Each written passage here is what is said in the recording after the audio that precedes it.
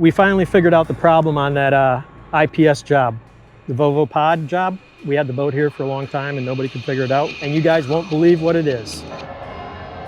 Let's talk about this job for a minute. Things have changed due to cost. This is now pretty much just going to turn into a liveaboard. The owner decided not to spend any money on the engines. He's just going to put it back in his slip and live on it. And we're going to make it as safe as we can and finish this up and hopefully get it back in the water mid next week. That's the plan. Let's go up and see how we're looking. Hey guys. Welcome to the party. Whoa, look at you guys. Got AJ back there in the corner and here's Mel. How you doing? Trying to put stuff back together.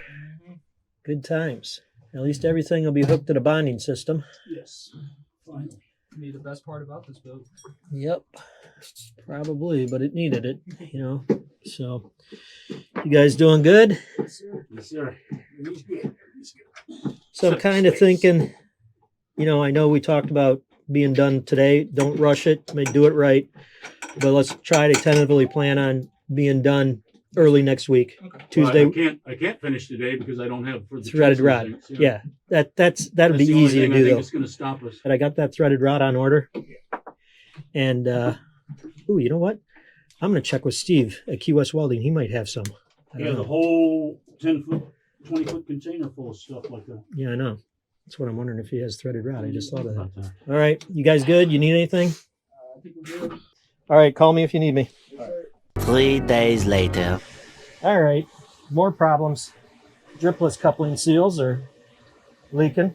Luckily, there's spare seals on the shaft. We're going to take this one out that's in here, slide it forward, and we'll pull this one out, and we'll put this one in. More problem. Always. Now the dripless couplings are leaking, so Chris is going to hop down there and pull them out and change them real quick. It'll take an hour to do both. We need to do both sides or just that side? That side, there was just two. We'll leave it. Yeah. Let's just do this side. Here's the red hat protectors. I don't know what size you need.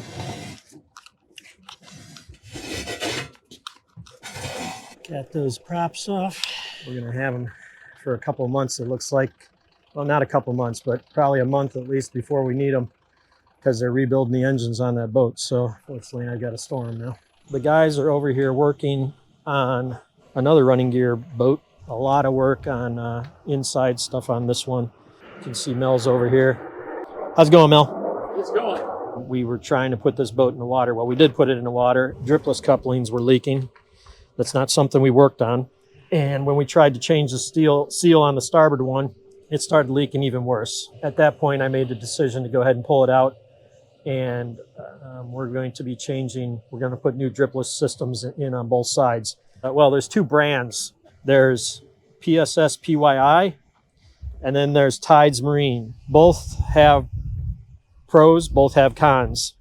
And I'm curious if you guys, what your opinion is. Which one would you guys use? Would you use that PSS PYI or would you use Tides Marine? If you know what they are, leave me a comment. Let me know your thoughts. If you don't know, look it up. Give me your thoughts too. So I upped up here to see what was going on. Just so you guys know, what we did on this boat is you can see all the new strainers and hoses and stuff. We replaced a lot of them in this boat in the bonding system. We rebuilt all that. When we went to put the boat in the water, the dripless couplings were leaking. So AJ is currently, what are you doing, AJ? Trying to get this plate in this tiny spot to get this coupling out. Yeah, are we going to need to cut that plate down or make a plate? No, we're good. Okay. We have to split the coupling, the shaft coupling from the transmission coupling, and then we have to put a plate on there with a pancake press in it, a hydraulic pancake press, and then you press it, and hopefully the coupling comes off the shaft. With a little bit of force from the outside as well. Yep, that's what AJ and Mel are working on today. I'm not going to make Mel do it by himself either. Yeah, I haven't even ordered the parts yet, so okay. I guess I could. I'm debating whether to go with PSS PYI or Tides Marine.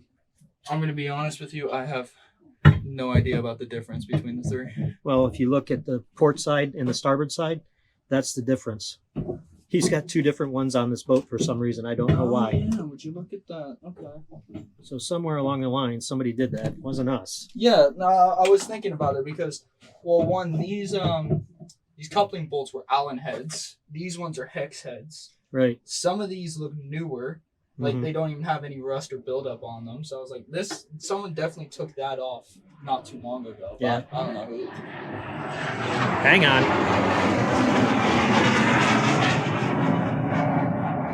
If you guys are stumped or come to a stopping point, let me know. Yes, sir. I got stuff at the shop for you to do. Okay.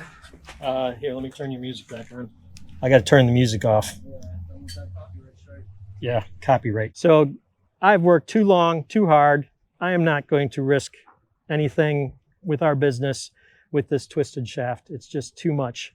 And on the side note, I appreciate all the input from you guys. You told me to stay away from that, and that's great advice, and I took it.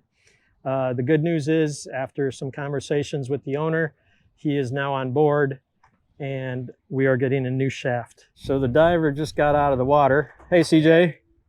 And Tanner, Miss Tanner back there. Security. That's right. He's going to come over and we are going to discuss what he saw down there on the bottom. I guess he found a difference between the two pods. One side, the port side, doesn't have a grate, a vented grate, let's call it, or it's got slots cut into it, but the starboard side does. So we're curious if that's where all the exhaust is shooting out the side of the boat, which is then the cavitation is causing the boat to you can feel it in your feet. It's going up and down. And it used to not do that, according to the owner.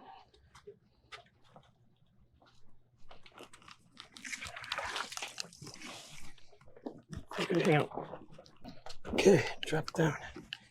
All right, that's good. All right. My name is Clinton Jones. Everyone here calls me CJ. I'm a retired Monroe County firefighter. When I left the fire service in 2010, I took over managing Towboat US for Sean Morley down here for a few years. And I've been on my own since 16. So now I basically do commercial specialized dive work. So all the awkward stuff that nobody else wants to do. And I do commercial artwork. So I'll chop up old cars, old boats, and make them into all kinds of interesting things for different people, different restaurants. And I do sculpture and kind of whatever anyone wants to pay me to do within acceptable reason. So that's me. Oh, a Navy P8 Poseidon. Security, Miss Tanner. Yeah, Miss Tanner. She's in charge of everything. She's very cool until CJ's not on the boat. Then you don't get on the boat without CJ. She lets you know That's right. peacefully So, at first. all right, brother. Take Thanks, care, man. guys. All right, man. All right, so the diver went in and we know what's wrong. In the front of the starboard pod and the port pod, there's a plate. And the plate on the port is solid. The plate on the starboard pod is vented. And all the exhaust on the starboard pod, which is causing, the cavitation is causing the boat to move, is on that starboard pod. It's all coming out of that grated plate. So I'm going to call Volvo and say, hey, what's the difference? Why is there a difference? And can we put a solid plate on there, a vented plate? I'm hopeful that we'll be able to hire CJ, if I can get that plate, to come back and then hop in the water and do the job in the water instead of having to haul the boat out, because that's added expense. Let me lock this up. We're here at Perry Hotel and Marina, and we're getting ready to go down.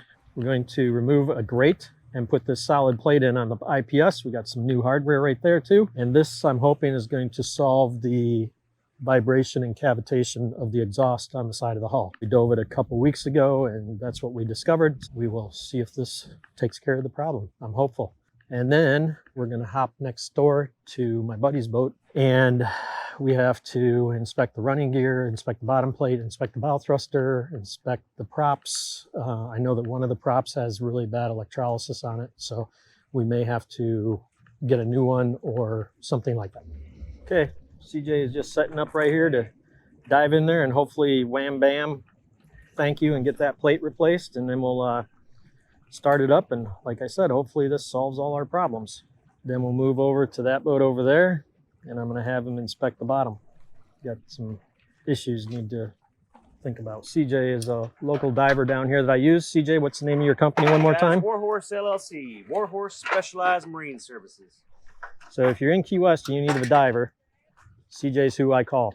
So if you need help, I'll get you his number, or you can call him direct. Water's a little chilly. A little chilly. Wear my 5 bill today. So if you guys are wondering, that's an inflatable bag.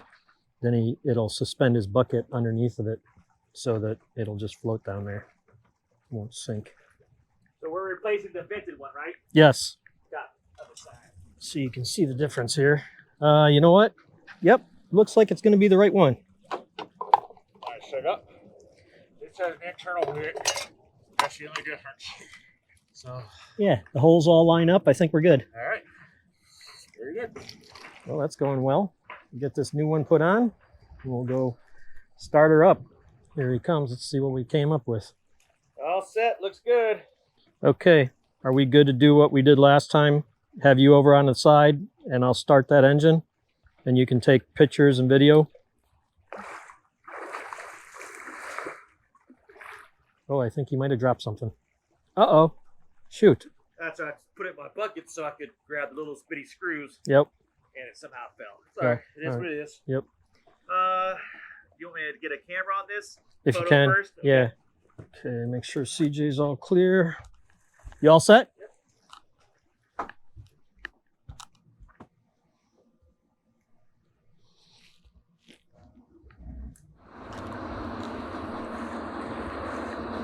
Seems like a lot's going. Do the same on the other side?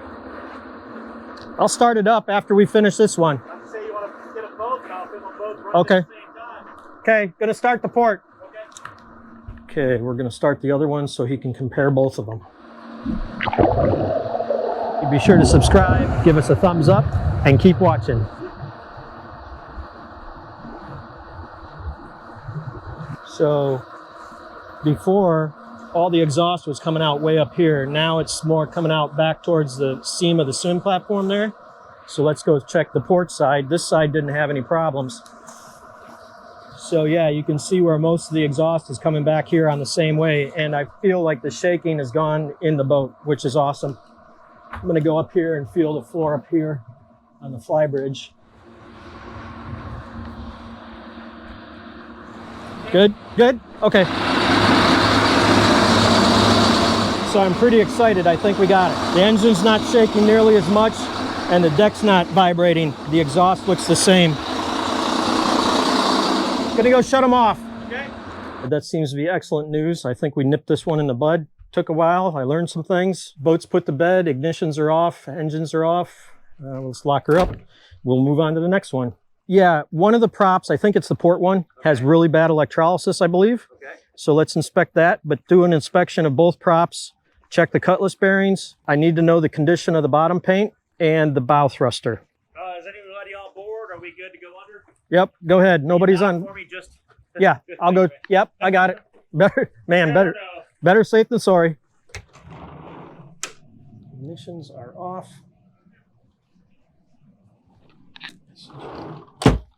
CJ? Okay, he just asked me to check. There's nobody on board and the ignitions are off.